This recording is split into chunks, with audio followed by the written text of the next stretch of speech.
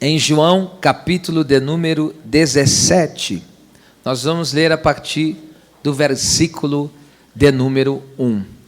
Conforme o modelo de exposição que nós temos feito aqui, principalmente nas quintas-feiras da palavra, versículo por versículo, praticamente palavra por palavra, aqui no caso, esse texto que eu vou ler com vocês, que tem 26 versículos nesse capítulo, daria em torno de 28 horas de mensagem.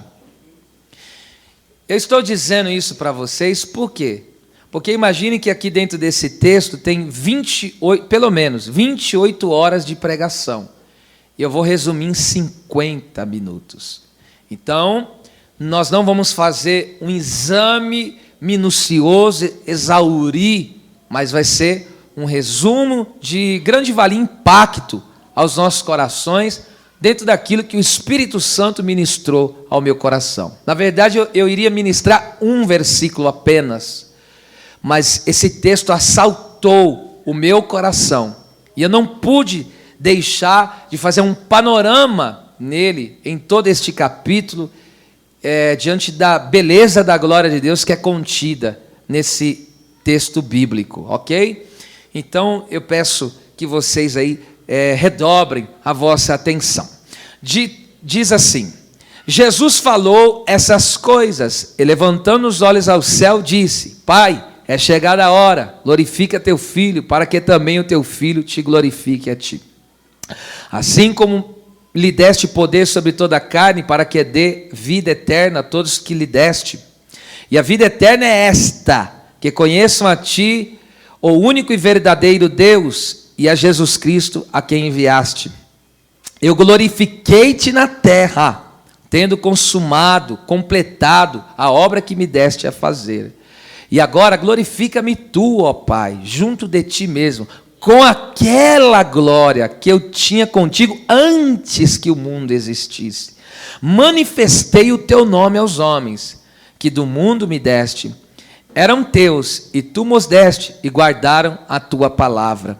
Agora já tenho conhecido que tudo quanto me deste provém de ti, porque lhes dei as palavras que me deste, e eles a receberam, e têm verdadeiramente conhecido que saí de ti, e creram que me enviaste. Eu rogo por eles, não rogo pelo mundo, mas por aqueles que me deste, porque são teus.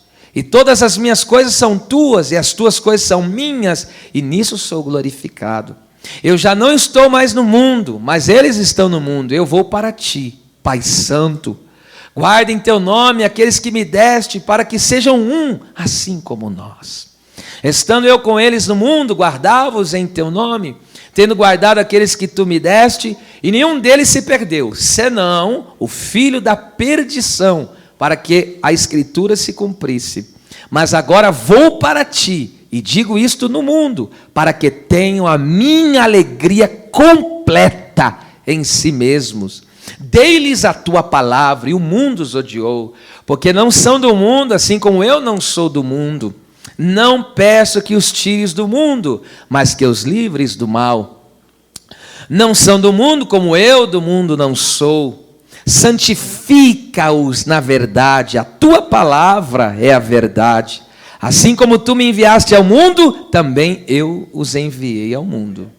E por eles me santifico a mim mesmo, para que também eles sejam santificados na verdade. Eu não rogo somente por estes, mas também por aqueles que pela sua palavra hão de crer em mim. Para que todos sejam um, como tu, ó Pai, o és em mim, e eu em ti, que também eles sejam um em nós, para que o mundo creia que tu me enviaste. Eu dei-lhes a glória que a mim me deste, para que sejam um, como nós somos um. E eu neles e tu em mim, e para que eles sejam perfeitos em unidade, para que o mundo conheça que tu me enviaste a mim, e que tens amado a eles, como tens amado a mim. Pai, aqueles que me deste, eu quero que onde eu estiver, também eles estejam comigo, para que vejam, contemplem a minha glória que me deste, porque tu me has amado antes da criação do mundo. Pai justo, o mundo não te conheceu, mas eu te conheci. E estes conheceram que tu me enviastes a mim. E eu lhes fiz conhecer o teu nome, que significa conhecer a pessoa mesmo. E lo farei conhecer mais, para que o amor com que me tens amado esteja neles, e eu neles esteja. Aleluia. Diga glória a Deus por essa leitura. Se assente, exaltando a Jesus. Esta é a mais bela oração do Senhor Jesus que foi registrada nas Escrituras. Ela pode ser chamada de a oração sumo sacerdotal, porque você lembra que o sumo sacerdote, ele apresentava o povo uma vez por ano, no grande dia do perdão, e ele oferecia sacrifício, resumo, tá? Oferecia um sacrifício a Deus, para que Deus perdoasse a nação, perdoasse o povo, e viesse a estar em comunhão com o povo. Então o sacerdote, ele viu o povo, a fragilidade do povo, e intercedia a Deus em favor deste povo. Então Jesus aqui cumpre esse papel, porque o sumo sacerdote, ele andava com um peitoral de juízo, que tinha as pedras que representavam, 12 pedras que representavam as 12 tribos de Israel, ou seja, representando a nação. E Jesus, ele nos carrega no coração, tá certo? Então, por isso que é uma oração sumo sacerdotal. E esta oração é dividida em 3 partes, a saber, a oração em estreita intimidade com o Pai, que vai do versículo 1 ao 5. A segunda parte, a oração pelos apóstolos, que vai do versículo 6 ao 19. E a terceira parte, que é a oração por todos os crentes que haveriam de crer em Jesus, no caso isso inclui eu e você também, e aqueles que no dia de amanhã crerão. Jesus primeiro, Jesus orou por si mesmo, que eu chamo aqui é oração em estreita intimidade com o Pai. No versículo 1, Jesus ele diz, é chegada a hora, glorifica o teu filho, assim como o teu filho tem te glorificado. A palavra chegada a hora aqui significa que o plano eterno da salvação será cumprido na cruz do Calvário. Com isso em mente, podemos dizer, a cruz não é improviso ou uma derrota, é a glória de Deus para a salvação de todos os pecadores que creem em Jesus Cristo. A glória do Filho é a morte, ressurreição e ascensão. E a glória do Pai é os pecadores libertos, reconciliados, que receberam a vida eterna. Então Cristo, ele é glorificado, por quê? Porque ele cumpriu a vontade do Pai, ele morre, ele ressuscita, aleluia, abrindo agora uma nova vida para nós, e ele também sobe aos céus, e lá é coroado de glória, voltando ao seu estado anterior pré-existente, que ele sempre teve como Deus. Então Jesus é glorificado, e agora, por causa da obra de Cristo, o ser humano que estava caído e afastado de Deus é reconciliado com Deus. Nisso o Pai está sendo glorificado. Então, cada vida que é liberta e transformada, o Pai está sendo exaltado. O Pai está sendo glorificado. Por isso que a Bíblia diz, Deus deu o seu único Filho unigênito para que todo aquele que nele crê não pereça, mas tenha a vida eterna. Agora, no verso 3... aqui há uma definição, porque no verso 2 ele fala sobre a vida eterna, que Jesus veio dar a vida eterna. Agora no verso 3 ele define, e aqui vale a repetição do que eu já ensinei aqui algum dia, ele diz o que é vida eterna, e a vida eterna é esta, que conheçam a ti. Então a vida eterna, escute isso aqui que é muito tremendo. No caso, conheçam, aqui é gnosco no grego, que significa tornar-se conhecido. Era também uma expressão idiomática judaica para falar de relacionamento íntimo entre marido e mulher. Este verbo no grego pode ser melhor expresso como que sigam te conhecendo, ou seja, que continuem a crescer cada vez mais no relacionamento, na vida profunda com Deus. Então, vida eterna é conhecer a Deus e continuar conhecendo a Deus. É um aprofundamento diária. Por isso que a Bíblia diz, transformados de glória em glória.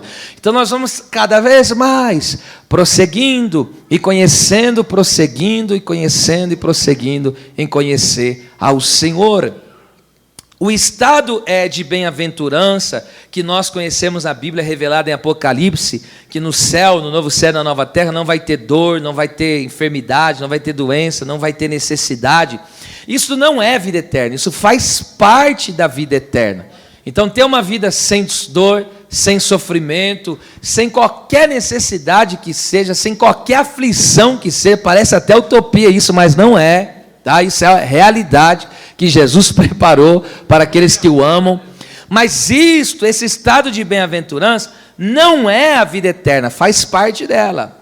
Porém, a vida eterna é entender que não estamos indo para um lugar, mas para uma pessoa. Em João 6,68, Pedro falou, para quem iremos nós? Tu tens as palavras de vida eterna.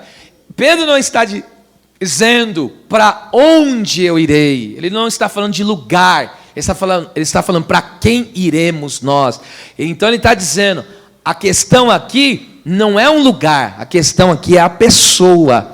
Então nós não estamos indo simplesmente para um ambiente, para um lugar preparado. Nós estamos indo para os braços de alguém. E isso, biblicamente falando, que é vida eterna. Moisés entendeu esta grande verdade, porque você sabe que no livro do Êxodo, quando o povo tinha pecado no episódio do bezerro de ouro, Deus falou, eu não vou no meio desse povo. Moisés intercedeu, falou, se o Senhor não perdoar esse povo, risca o meu nome do livro da vida.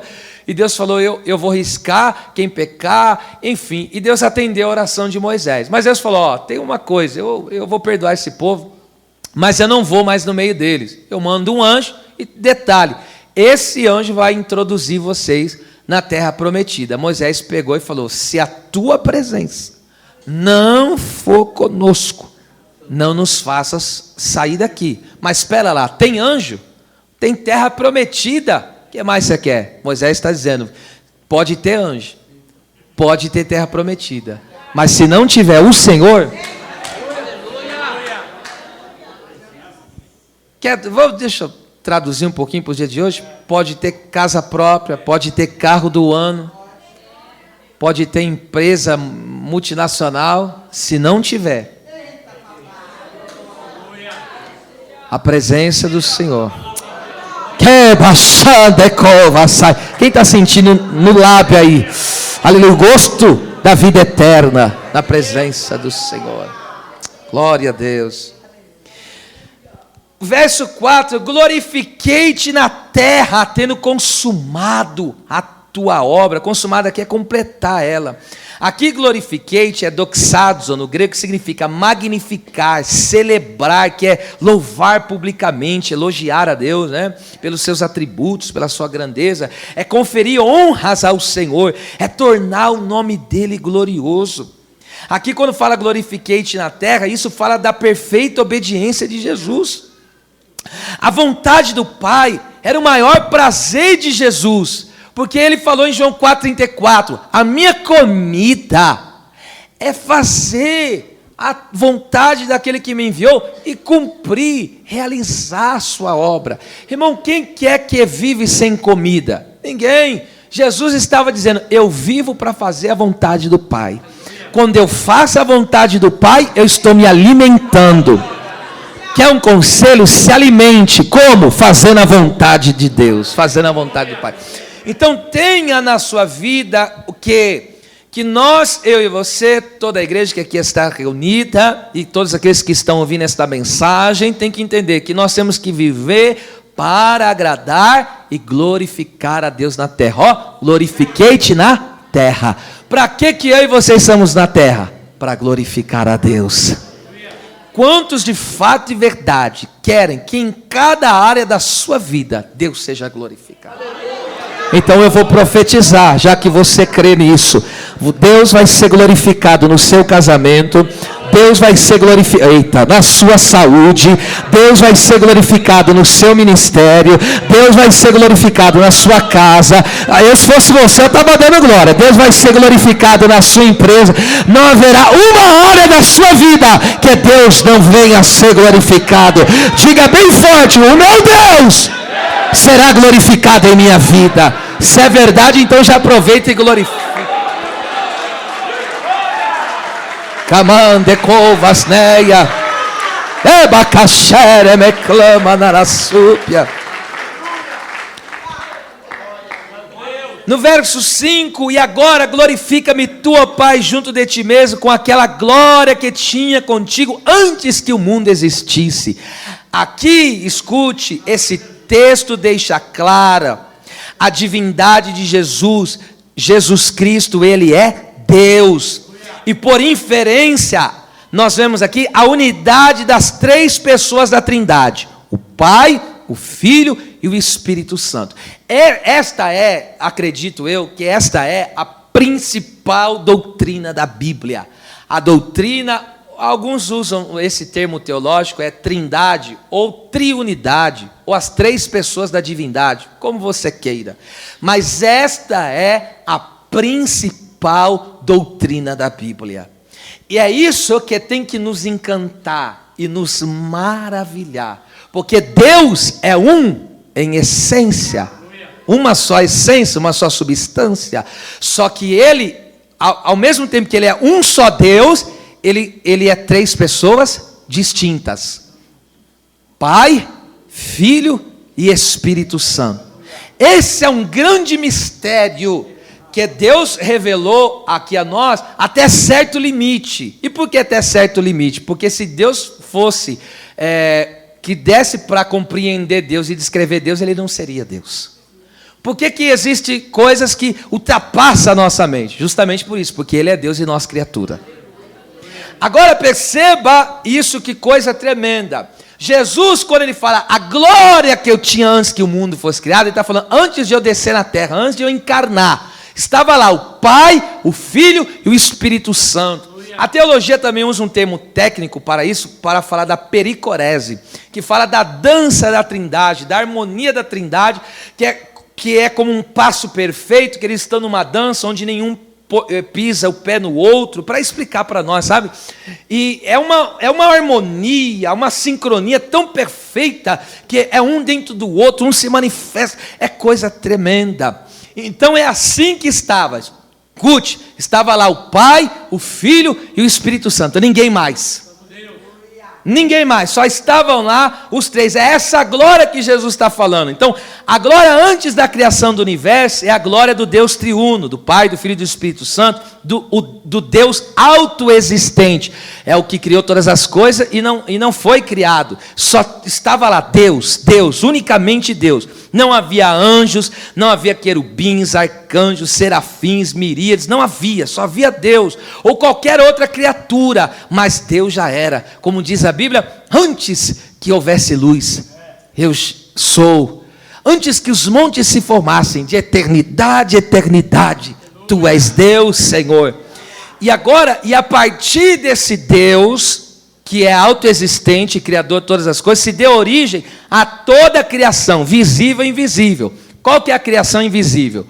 Como nós vemos o céu é invisível aos nossos olhos, os anjos são invisíveis aos nossos olhos, a não ser que Deus abra a visão espiritual. Então Deus estava lá, o Pai, o Filho e o Espírito Santo, e Ele criou o mundo do Espírito, né? Criou os anjos, e criou as criaturas viventes, como a Bíblia assim menciona. E aí depois que veio a criação do universo, dos céus e da terra, então tudo parte desse Deus. A origem da vida, do mundo visível e invisível, vem desse Deus tremendo. E este único e verdadeiro Deus, ao longo da história, Ele tem auto se revelado. Como que eu conheço Deus? Pela sua auto-revelação. E como Deus começa se revelando? Gênesis 1. No princípio criou Deus os céus e a terra estava vazia, e o Espírito de Deus se movia sobre a face das águas, e disse Deus. Aqui estão as três pessoas da Santíssima Trindade, porque quando fala lá, né? E disse Deus, ali é o Pai, quando fala o haja luz, ali é o verbo, ou seja, o Pai falou, o Filho executou e o Espírito Santo estava ali como se fosse uma ave preparando a terra para a criação. Agora, olha só que coisa tremenda. E essa autorrevelação de Deus, ela é progressiva. Deus não foi se revelando tudo de uma vez, porque a nossa condição humana não nos permitiria compreender. Aí Deus foi ao longo dos milênios, como tem se revelado a cada vez mais. Em Gênesis capítulo 1, versículo 26, veja que há pluralidade em Deus, porque está escrito em Gênesis 1, 26. Disse Deus, façamos o homem conforme a nossa imagem e semelhança. Veja, ele não falou, eu vou fazer. Façamos, Pai, Filho e Espírito Santo. Em Gênesis 3, 22, disse o Senhor Deus, eis que o homem é como um de nós, que sabe entre o bem e o mal. Em Gênesis 11, 7, quando os homens se rebelaram na torre de Babel, o texto diz, desçamos e confundamos ali a sua língua, ou seja, desçamos, é tudo do plural, Deus falando isso consigo mesmo. Isaías 6, 8, o que diz? A quem enviarei e quem há de ir? Por nós. Deus não falou quem há de ir por mim, Pai, Filho e Espírito Santo, quem há de ir? Por nós. Veja só, mas agora no Novo Testamento é que esta gloriosa autorrevelação se torna clara. Por isso que um dos textos preferidos da Bíblia é o dia do batismo de Jesus. Por causa disso, porque ali está uma revelação clara deste Deus. Porque agora está Jesus na terra, orando. Está o Espírito Santo em forma corpórea de uma pomba, descendo, e está o Pai bradando, esse é meu Filho amado. Então nós vemos o Filho na terra, encarnado, nós vemos o Espírito descendo, e nós vemos o Pai bradando, esse é o Deus que eu e você servimos, glória a Deus. E aí nós vemos agora no Novo Testamento, se formando cada vez mais, e Jesus revelando essa verdade, né, dele, que ele é Deus, ele é Senhor, e falando da Trindade, que ele fala, batizem, vai por todas as nações, batizem em nome do Pai, do Filho e do Espírito Santo. Paulo fala em 2 Coríntios 13, 13, a graça do Senhor Jesus, o grande amor de Deus, a comunhão do Espírito Santo, mostrando as três pessoas. E é um mistério tão grande que você vê que um glorifica o outro, um fala do outro. É uma unidade assim que me deixa assim perplexo, no sentido de maravilhado, que é uma maravilha, como você vê, o pai falou, o Filho veio, o Espírito capacitou, e você vê que eles sempre estão assim, envolvidos nessa glória, nessa unidade perfeita, nesse amor tremendo, e é nesse mistério que Deus quer nos envolver, é nesse mistério dele. Agora veja só, esta é a primeira parte da oração. Então Jesus orou pessoalmente, orou nessa estreita intimidade com o Pai. Agora do versículo 6 ao versículo 19, Jesus agora ele vai orar especificamente direcionado aos apóstolos, mas esta oração também tem efeito na nossa vida. O verso 6 ele diz, olha só, manifestei o teu nome. Quando fala manifestei o teu nome, é manifestar a própria pessoa, tá? Manifestei a tua pessoa, ó Pai, aos homens, que do mundo me deste, eram teus, e tu os deste, e guardaram a tua palavra. Aí você vê o versículo de número 7, agora já me tem conhecido, tudo quanto me deste provém de ti. 8, vamos lá. Porque ele deles a palavra que me deste, e eles receberam, e têm verdadeiramente conhecido que saí de ti, e creram que tu me enviaste. Agora pega isso aqui. Quando no versículo 6 ele fala manifestei, é faneró, no grego que significa tornar visível, conhecido ou manifesto. Escute, Deus habita na luz inacessível, a quem nenhum dos homens viu nem pode ver. 1 Timóteo 6,16. Deus, a Bíblia diz que ele é Espírito. Essa é a essência de Deus, um ser espiritual. E ninguém, escute o que a Bíblia diz, ninguém dos homens o viu e nem pode ver. Por quê? Ele habita numa luz que não tem acesso. Eu já falei um exemplo aqui para os irmãos. Imagine que se você pegar o Sol, pegar os planetas e aproximar do Sol, o que vai acontecer? Os planetas, ou no caso Terra, conosco, o que vai acontecer? Vai desaparecer, porque ele tem tanto fulgor que ele desaparece. Agora imagina que a glória de Deus, a luz, Deus é a própria luz. a luz muitíssimo, infinitamente mais forte do que o sol. Por que Deus habita na luz inacessível? Porque Ele é tão cheio de glória, Ele é tão glorioso, que não dá acesso. Aí o que acontece? Irmão, isso aqui é muito forte. Quando o verbo, quando a palavra se fez carne, ou seja, Jesus tomou a forma humana, descrito em Filipenses 2, 6-8, Ele revelou a natureza e os atributos de Deus. Cristo é a revelação máxima de Deus. Repete isso comigo. Cristo é a revelação máxima de Deus. De tal maneira que esse texto é tão belíssimo, João 14:7, Jesus falou assim para os discípulos: se vós me conhecesses a mim, também vocês conheceriam meu Pai. E desde já agora conheceis e o tendes visto, vocês têm visto meu Pai. Aí o Filipe falou: Senhor, mostra-nos o Pai. E é o suficiente, a gente quer ver o rosto do Pai, a gente quer ver o Pai. Jesus falou assim: eu estou há tanto tempo, Filipe, com vocês, e como você me fala, me mostra o Pai. Porque quem está me vendo, Felipe, é a mesma coisa de estar vendo o Pai. Escute isso aqui, quando Jesus ele toma a forma humana, é como se Deus escondesse a sua glória em um corpo, para poder se relacionar com o homem.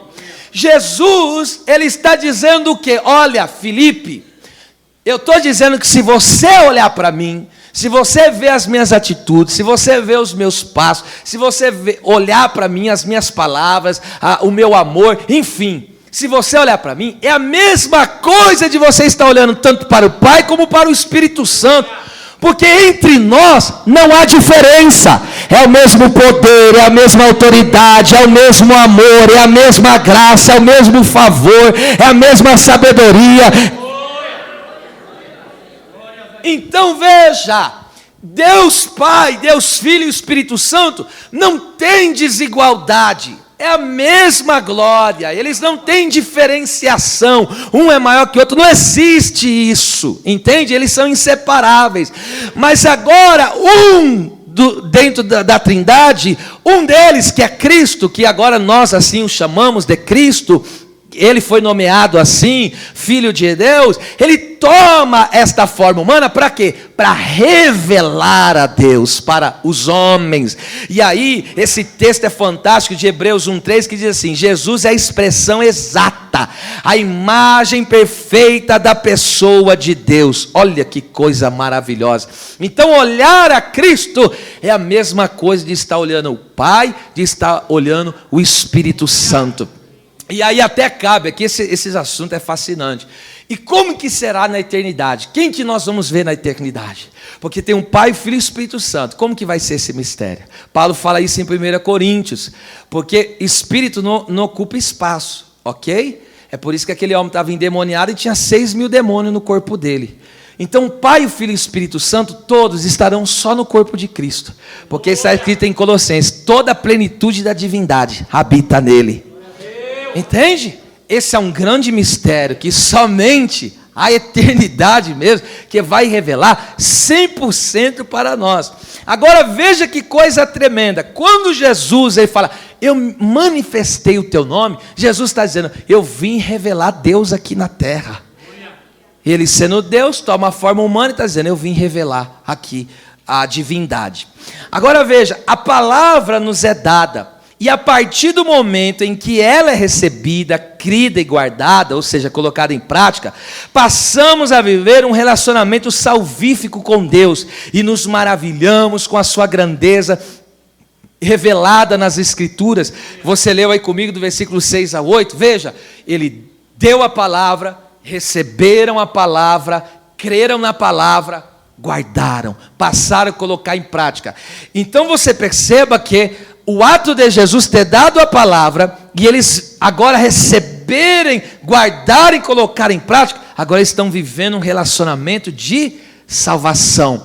E é isso que a cada dia vai nos maravilhando, Porque nós, através da palavra que vai sendo revelada, a palavra de Deus, nós vamos conhecendo a Deus. Deus vai se auto-mostrando para nós. Aí você vai conhecendo um atributo de Deus. Você vai vendo como Deus é sábio, como Deus é amoroso, como Deus é bondoso, como Deus é misericordioso, como Deus é gracioso, como Deus é cuidadoso. E aí você começa a se maravilhar. Olha como nós nos relacionamos com Deus. Nós oramos, crendo na bondade do Pai, confiado na justiça do Filho, porque não é mérito nosso, foi Ele que pagou o preço na cruz, mas também crendo no quê? Na intercessão do Espírito Santo.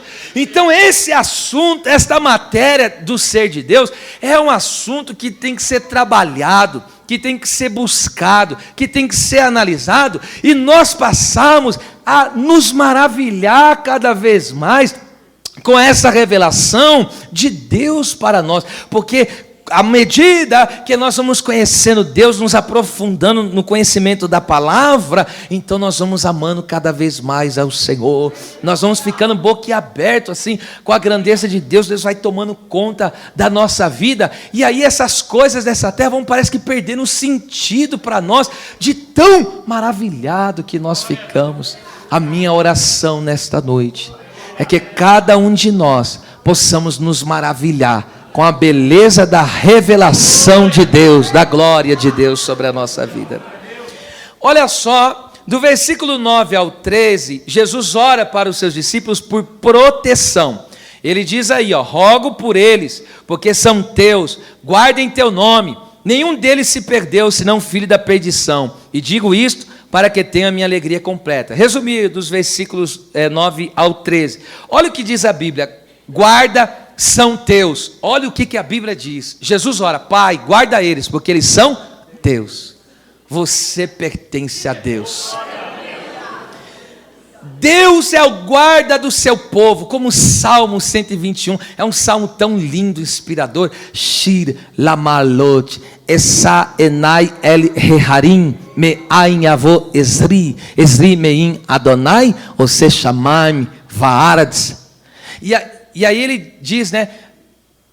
Eu olho para os montes, de onde me virá o socorro? O meu socorro vem do Senhor que fez os céus e a terra. Ele é o guarda de Israel que não dorme, não tosqueneja. Ele não deixará que o sol te moleste de dia, nem a lua de noite. Ele guardará a tua entrada, a tua saída. Ele te guardará de todo mal, desde agora e para todo sempre. Olha que coisa linda. Deus é que nos guarda. Jesus disse em João 10, 28, dou-lhes, olha só, eu dou-lhes a vida eterna, e nunca hão de perecer. Veja, dou-lhes a vida eterna, e nunca hão de perecer, ninguém as arrebatará das minhas mãos. Está falando das ovelhas. Quem é a ovelha de Jesus aqui? Então Jesus está dizendo, ninguém pode me tirar, ninguém pode tirar você das minhas mãos. Eu e você e a tua casa também está nas mãos desse Deus Todo-Poderoso. Em Judas 24, isso aqui é para o crente explodir de glória. Judas 24, olha só que coisa tremenda. Capítulo único, verso 24. Judas, capítulo único, versículo 24. Vamos lá, coloca aí para mim, por gentileza. O texto diz, aquele que é poderoso, poderoso é capaz, né? Para vos guardar de tropeçar e apresentar vocês irrepreensíveis com alegria perante a sua glória. Apresentar aqui é apresentar para a eternidade, na presença de Deus.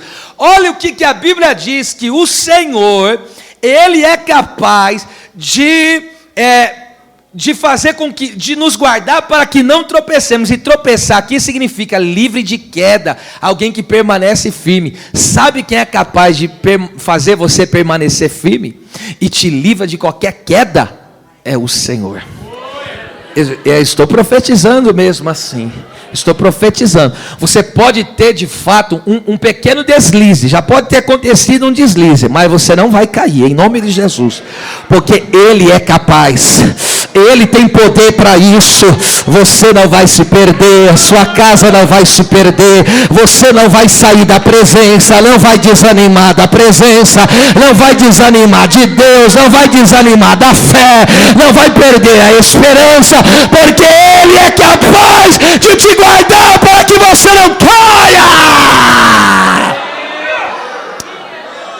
Era bassúria. Ebácia, Keb, Georgia. Agora diz a Bíblia, o único que caiu foi o filho da perdição, se retratando a Judas, e a palavra ali, apóleia, é a mesma palavra usada por Judas, traduzida por desperdício em Marcos 14, 3 e 4. Coloca aí para mim, olha só que coisa tremenda. Que coisa tremenda. Essa palavra filho da perdição é o mesmo vocábulo grego que é usado aqui em Marcos. Olha só, estando Jesus em Betânia, sentado à mesa, em casa de Simão leproso, veio uma mulher que trazia um vaso de alabastro, com unguento de nardo puro, diga nardo puro, de muito preço, e quebrado o vaso, lhe derramou na cabeça de Jesus. E esse alguns aqui é Judas, João fala sobre isso no capítulo 12, né? E alguns houve que em si mesmos se indignaram e disseram: para que se fez esse desperdício de unguento? A palavra desperdício aqui, que é traduzida aqui, é a mesma palavra para falar de Judas como aquele que se perdeu. Então veja, o que ele está dizendo que era desperdício, por quê? Porque ele era um perdido. Agora escute isso aqui: entregar o que é puro e valioso da vida a Cristo não é perda. Vou repetir: entregar o que é puro e é valioso da nossa vida a Cristo não é perda. Desperdício é entregar a vida ao que é terreno e sacrificar a comunhão com Jesus. Tem gente que está dando o precioso da vida para trabalho, para tudo que for. Está dando o mais precioso ele entrega. E ele sacrifica a comunhão com Cristo. Ele fala: Deus sabe, estou tendo que trabalhar muito. Aí só vai sacrificando. Aí vê um crente que se dedica, que se entrega. Aí o Judas perdido: mas por que vai tanto assim no culto? Mas por que ora tanto assim? Mas por que adora? Por que ele é tão quebrantado assim? Vale entregar o nardo puro na presença daquele que é valioso. Tudo que você entrega a Cristo não é desperdício coisa nenhuma. Deixa eu perguntar, quem vai entregar o que é puro aqui, valioso?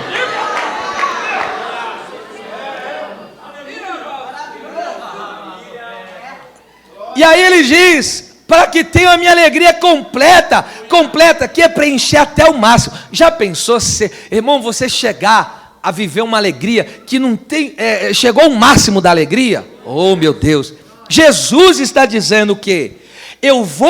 Ele disse, eu vou para o Pai, mas eu enviarei quem? O Consolador. Então no envio do Espírito Santo, a alegria é completa. Por quê? Porque é Ele quem aplica a obra de Cristo em nossos corações. Sabe quando a alegria está completa? Quando o Espírito Santo vem e habita em nossas vidas, habita em nossos corações, e Ele vai ministrando todo o amor de Deus, toda a graça de Deus, todo o favor de Deus em nossas vidas. Louvado seja Deus. Sabe por que você não perde a alegria da salvação? Porque a alegria que está em você não está vinculada à terra, a alegria está vinculada ao Deus que habita na sua vida. Diga bem forte: eu tenho alegria completa.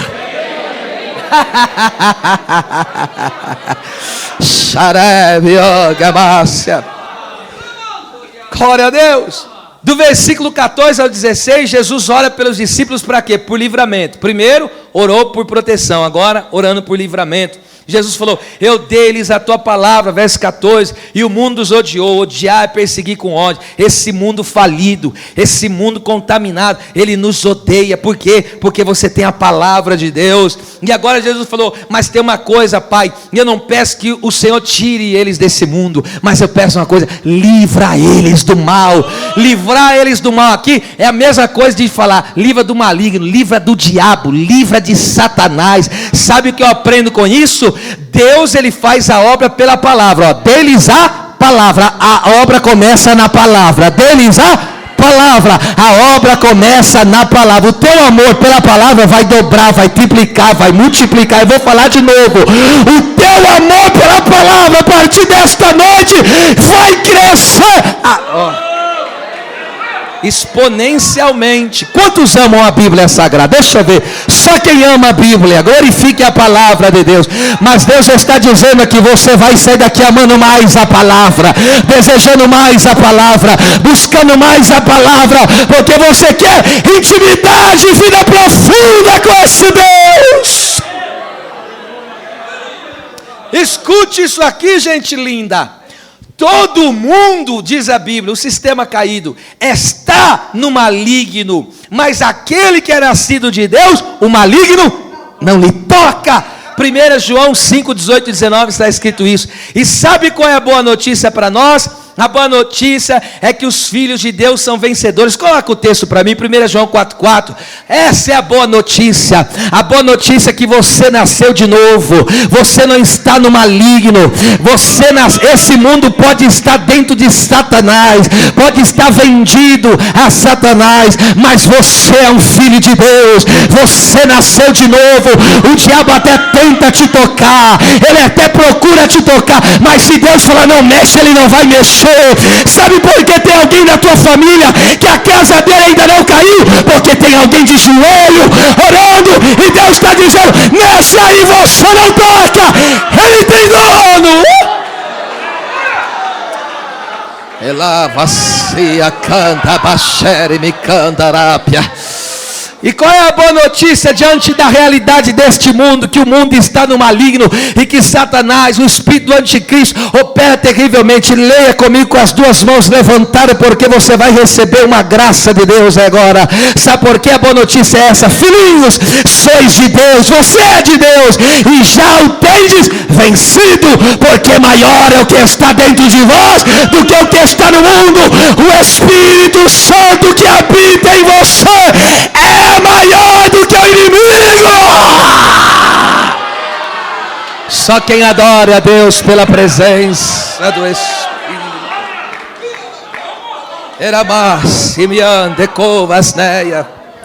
Agora veja, do versículo 17 ao 19, Jesus ele faz uma oração por santificação. Jesus fala: santifica eles na verdade, a tua palavra é a verdade. Aleluia.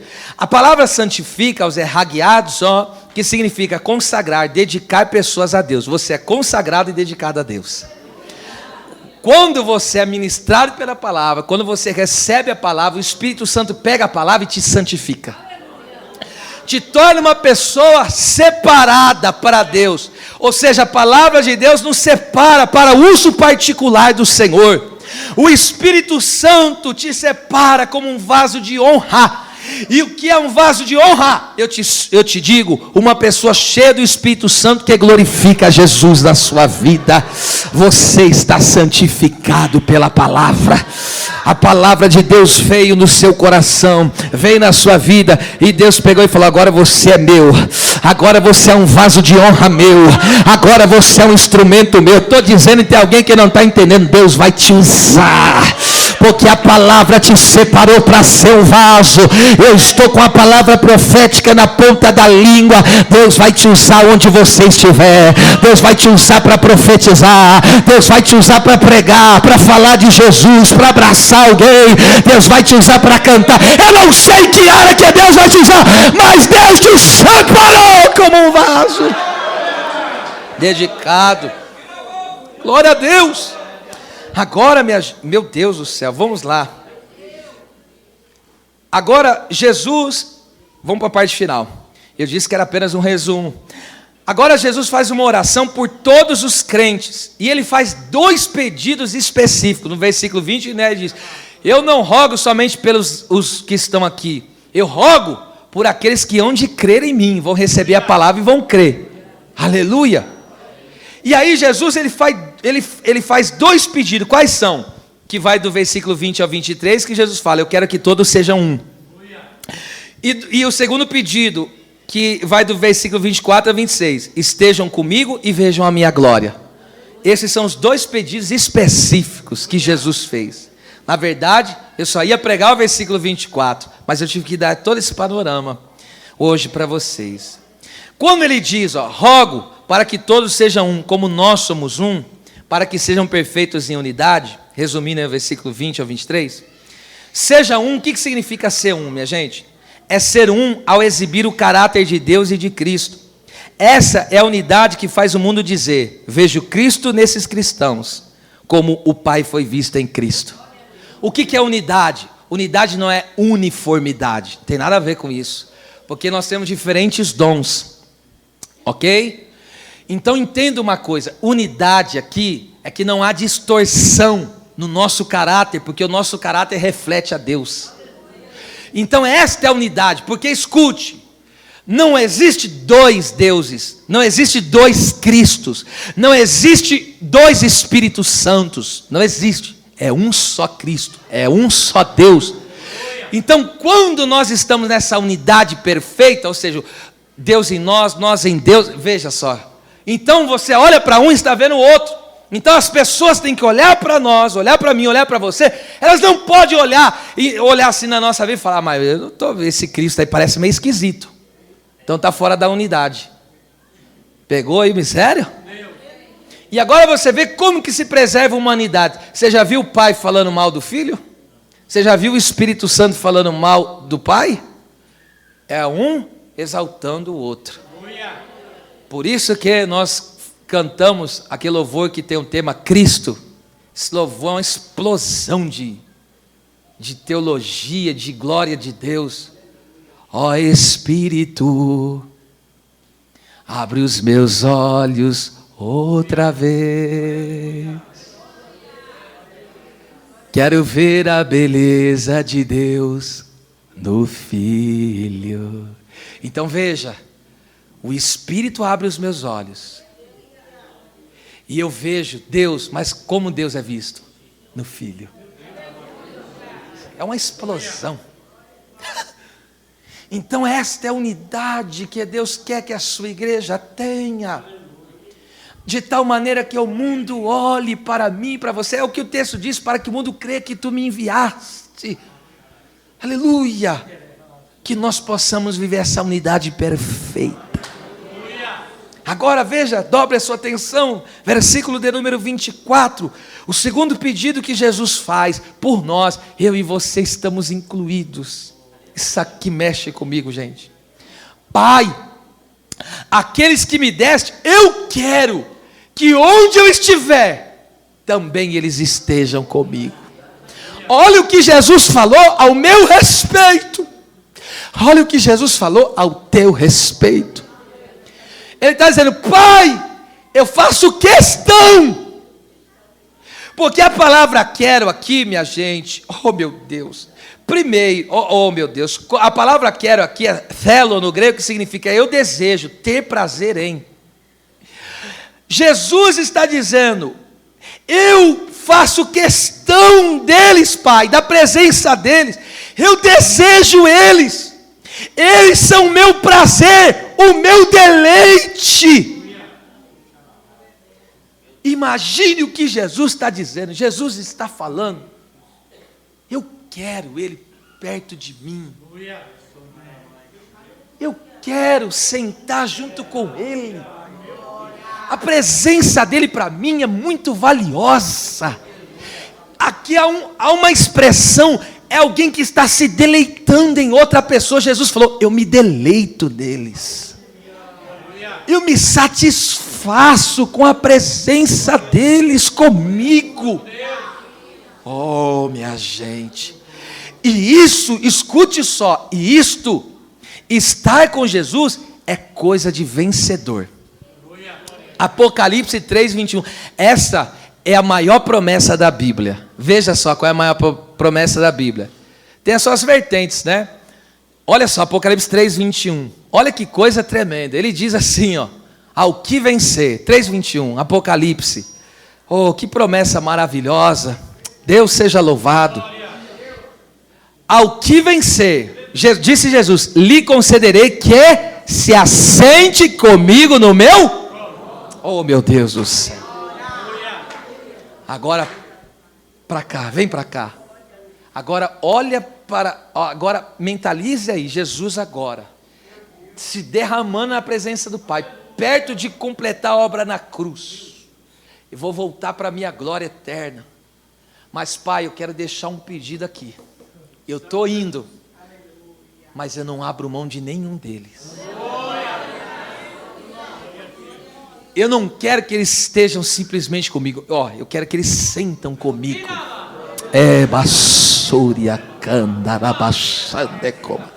Quer que eu diga uma coisa para você? Jesus faz questão de você.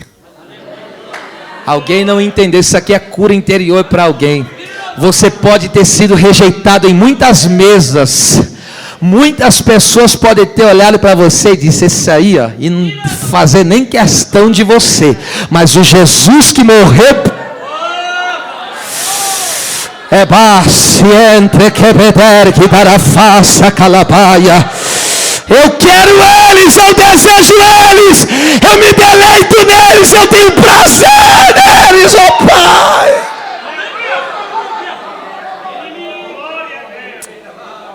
Agora, olha só, ele diz, meu Deus, olha esse pedido, volta aí versículo 24 de João, esse aqui é para a gente começar a encerrar violentamente.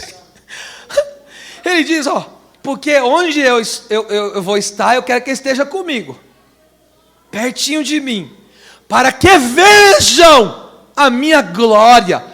Olha o que Jesus falou, eu quero que ele esteja comigo, porque eu quero compartilhar, eu quero mostrar, eu quero que eles experimentem algo, quando eles estiverem comigo. Meu Deus do céu. A palavra vejam, meus irmãos, é theorel, que significa desfrutar da presença. No caso de Cristo, é desfrutar da presença. Inclui a ideia de entrar e experimentar. É experimentar. Jesus falou, eu quero, Pai, eu desejo que eles estejam comigo. Para quê? Eu quero que eles desfrutem da minha pessoa.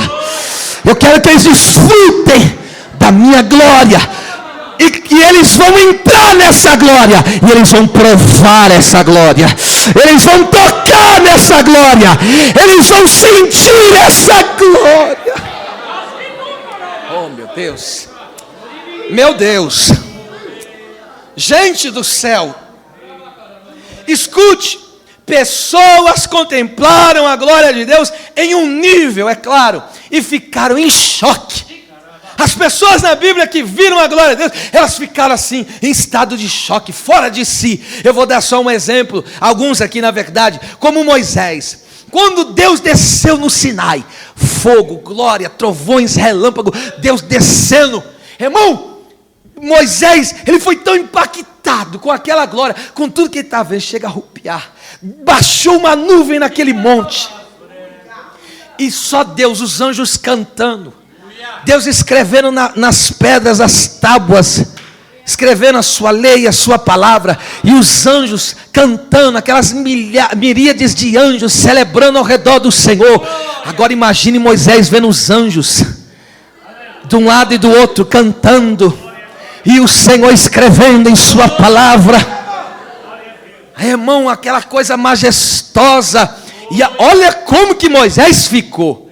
E tão terrível era a visão, que Moisés disse, estou todo assombrado e tremendo. Ele viu algo que o deixou em choque.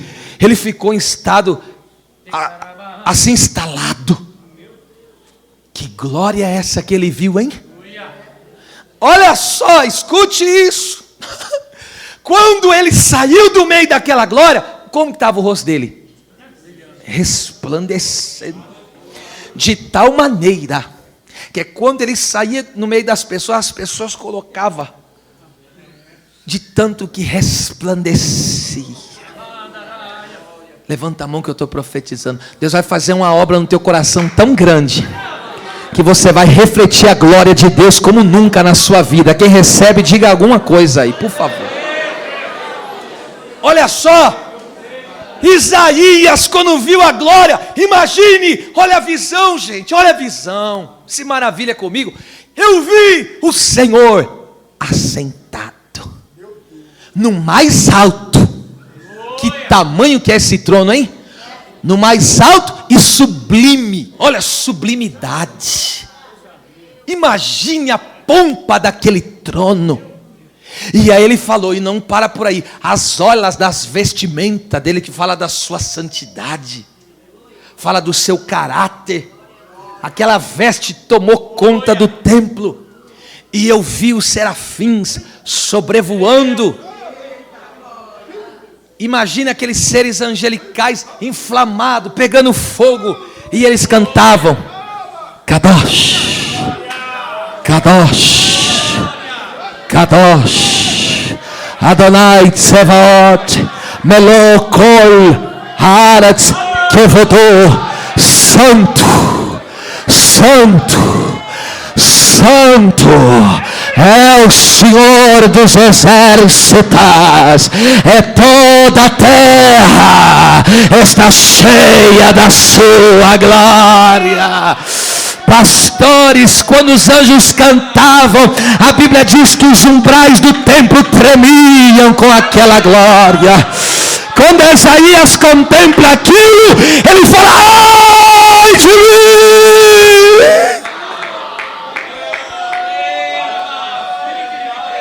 Que vou perecendo, pois os meus olhos viram o Rei da Glória. O que ele viu? O que ele viu que fez ele se sentir uma miséria? A ponto de ele falar: meu... Ele ficou a ponto de desaparecer.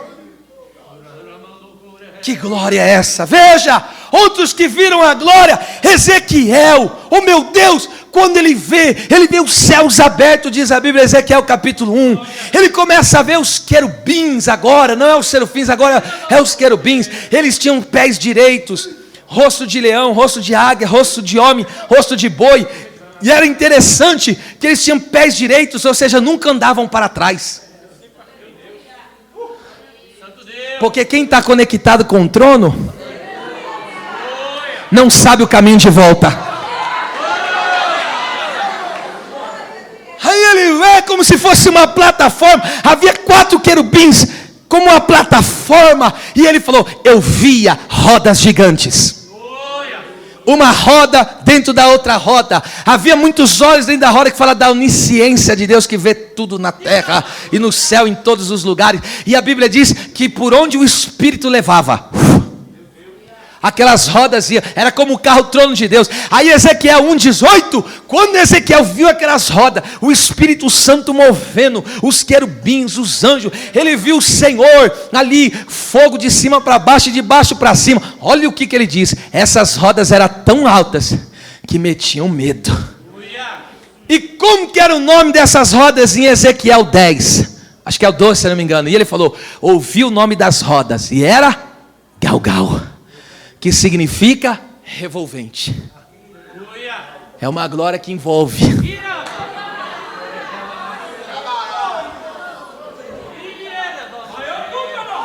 Aquela glória. Ezequiel viu a glória que envolve. Ezequiel viu a glória subindo, a glória descendo, a glória indo, a glória voltando. Aleluia, era essa glória que sustentava o seu povo, que sustentava Israel. Não perca esta glória, porque é a glória de Deus que mantém a sua vida de pés. Daniel, capítulo 10, quando Daniel vê um anjo, não foi nem a visão do Senhor, ele vê um anjo, um ser celestial, chegou para ele e falou, eu vim por causa das tuas palavras. Desde o primeiro dia que você orou, a tua oração foi respondida. Mas havia um príncipe da Pérsia impedindo. Mas Deus mandou o arcanjo Miguel. Limpou o caminho e eu vim. Irmão, quando aquele anjo se revela para Daniel, o texto diz que ele emudeceu. As pernas enfraqueceu. E ele ficou no chão, feito uma geleia caindo assim, sem força. Diante daquele ser glorioso, vindo da parte de Deus. E ele falou, não temas. E aí a mão foi estendida e colocou Daniel de pé na presença. Que glória é essa? Que Pedro, oh meu Deus, Lá em Mateus 17, eles estavam, Jesus pega Pedro, Tiago e João, leva eles no alto monte. E aí Jesus pega e fala: eu tenho um mistério para mostrar para vocês. E aí diz o texto que ele pega e se transfigurou. Mostrou só um pouquinho só, viu? E a descrição é essa: a veste de Jesus era resplandecente. O seu rosto era como o sol na sua maior força.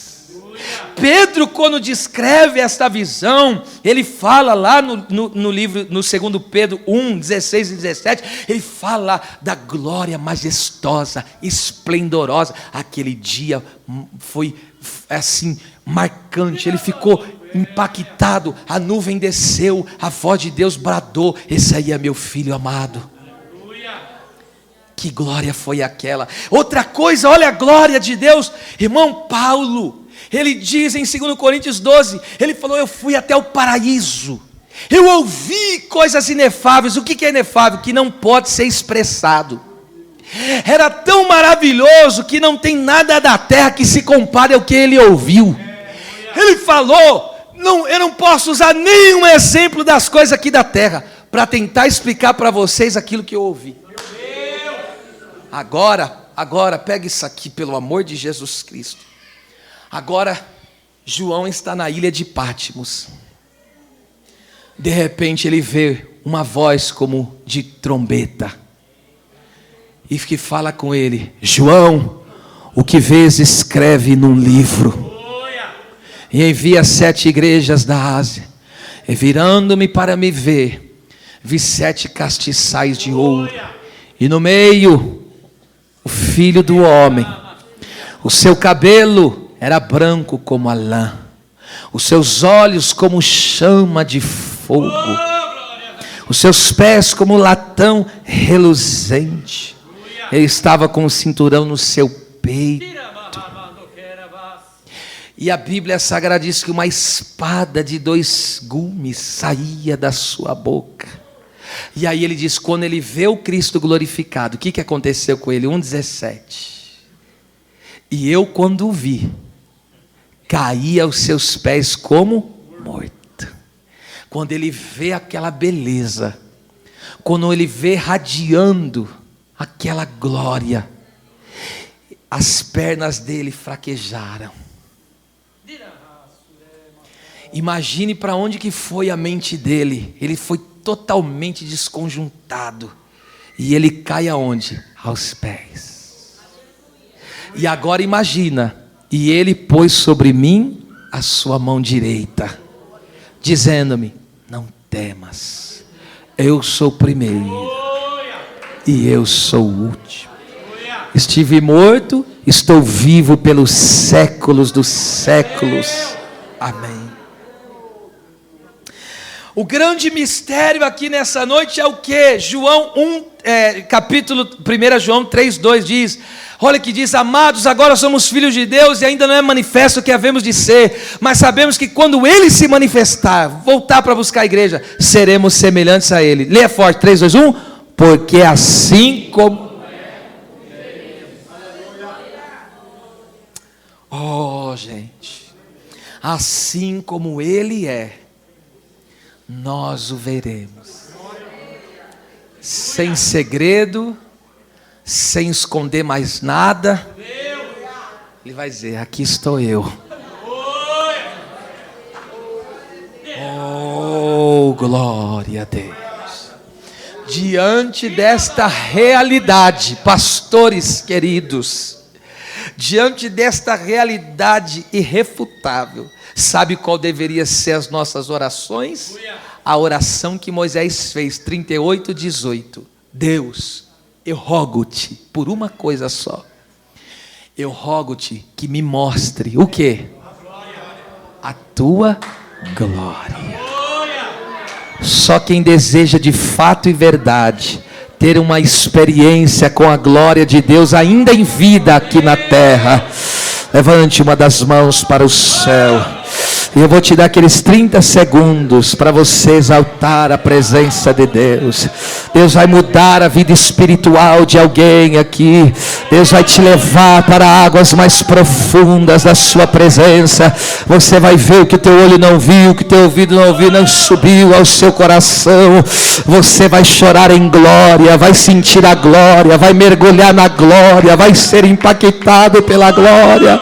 A minha oração aqui nesta igreja é que os cultos sejam como naqueles dias que os sacerdotes não aguentavam ficar de pé por causa da manifestação da glória. Ela bacana, arabaxanda, calabassubrianda, arabacaia. É a glória, é ver a glória de Deus. É ver a glória. Porque quando Deus, Ele toca em nós com a sua glória, uma coisa é você chorar, outra coisa é você chorar porque foi tocado pela glória. É um choro diferente. É um choro diferente. Aleluia, glória a Deus.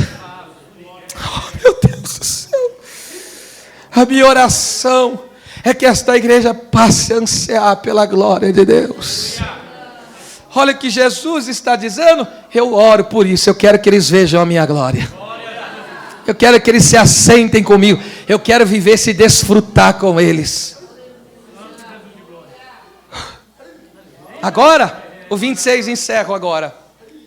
E eu lhes fiz conhecer o teu nome, que é a própria pessoa, e lhe farei conhecer mais. Já fiz conhecer, só que ainda não é o fim. Tem coisa a mais para ser revelada. Cá para nós vamos ficar uma eternidade inteira conhecendo. E Deus não será esgotado. Aleluia. Cada dia que passar, oh meu Deus do céu, nós vamos ficar maravilhados com a beleza, com a grandeza. Agora diga para mim, o que é que aqueles anjos vê que faz eles cantar 24 horas? Santo, Santo, Santo, Santo. O que é que aqueles... Eu estou querendo ver também. Eu estou querendo contemplar com mais força também. Eu fiz conhecer o teu nome, farei conhecer mais, para que o amor com que me tens amado esteja neles e eu neles esteja. Ou seja, Jesus revelou e continuará revelando Deus, ou seja, Ele próprio, por toda a eternidade, para que o seu amor eterno e inesgotável seja compartilhado e desfrutado por nós em toda a sua grandeza. Ter uma experiência com o amor de Deus é um antegozo do céu. Vou repetir. Ter uma experiência com o amor de Deus é um antegozo do céu. Porque em Romanos 5:5 está escrito: e o amor de Deus, e a esperança não traz confusão, porquanto o amor de Deus é derramado, jorrado em nossos corações pelo Espírito Santo que nos foi dado. O Espírito Santo faz o nosso coração transbordar do amor por Deus e nos dá a plena convicção: Jesus voltará. Jesus voltará. Jesus voltará. E eu quero te dar uma boa notícia: não vai demorar. Nós estamos na iminência da vinda do Senhor para buscar a sua igreja. Este mundo está sendo preparado para a entrada do anticristo. Aleluia. Os filmes, até esta Olimpíada pregou sobre isso, né? O mundo está sendo preparado para a entrada do homem iníquo, o homem do pecado. Mas esta igreja, lavada e remida no sangue do Cordeiro, está sendo preparada para ser introduzida nos ares, na presença do Senhor. Eu encerro esse resumo do capítulo 17 de João dizendo: em primeiro lugar, Deus não nos criou para desfrutarmos de coisas, mas para que desfrutemos da sua pessoa, da sua presença e da sua glória. Vou repetir. Em primeiro lugar, Deus não nos criou para desfrutarmos de coisas, de objetos, de pertences materiais. Deus não nos criou para isso, primeiramente, mas Deus nos criou para desfrutarmos da própria pessoa, da própria presença e da própria glória dele. Levante as mãos que eu encerra esta mensagem orando ao Deus do céu. Espírito da vida, Espírito da verdade, eu quero lhe pedir que as verdades eternas que foram ministradas aqui através desta palavra, que venha tocar profundamente cada coração, e o Senhor possa mudar o nosso estilo de vida, que o nosso estilo de vida seja esse: buscar, desfrutar da sua presença, da sua companhia, da sua glória. Que esse seja, ó Deus, o nosso motivo, a nossa razão de vida: buscar a tua glória, viver na tua companhia, desfrutar da sua presença. Que todo pensamento carnal, mundano, seja dissipado pelo poder desta palavra, e que a glória do Senhor se manifeste agora em cada família, em cada mente, em cada coração. Eu te abençoo em nome de Jesus. As palmas louvem ao Senhor.